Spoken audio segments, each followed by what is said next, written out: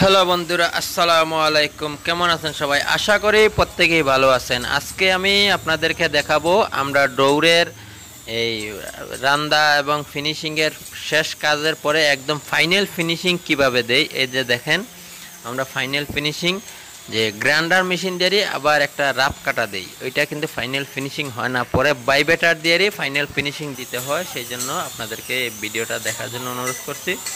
এই যে গ্রাইন্ডার দিয়ে আমরা এখন রাফ কাটতেছি, গ্রাইন্ডারে কিন্তু দাগ ফেলাই দেয়। আর এই যে একটা বাইবেটার দেখতেছেন, এই বাইবেটারটাই হলো গাড়ি ফিনিশিংয়ের মূল উৎস।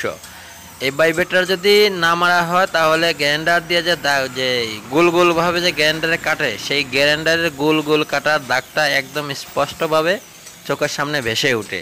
আর বাইবেটার দিয়ে দিলে একদম নিখুঁত হয়ে যায়, কোনো ধরনের কোনো স্পট, কোনো ধরনের কোনো কিছু থাকে না, একদম দরজাটা পলিশের মতন একদম ফিনিশিং হয়ে যায়। সেই জন্য আপনারা ভিডিওটা দেখেন, আমি আপনাদেরকে লাস্টে একটু কীভাবে বাইবেটার কীভাবে কাজ করে সেটা দেখাচ্ছি।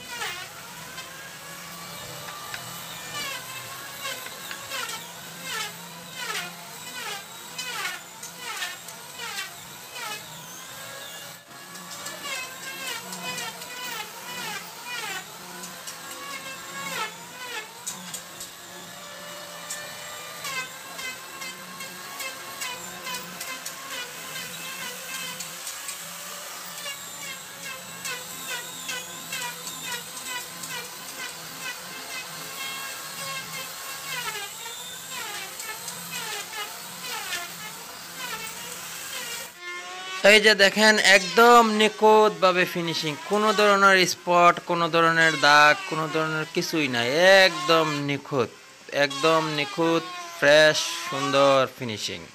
তো বাইবেটারের এই যে গ্রাইন্ডারের যে এটা যে সময় গোল গোল করে ঘুরে, তখন কিন্তু গোল গোলভাবে দাগ ফালাইয়া দেয়। আর বাইবেটারের কাজটা দেখেন, দেখছেন আমি একটু দরকারে স্লো মোশনে আপনাদেরকে দেখাচ্ছি।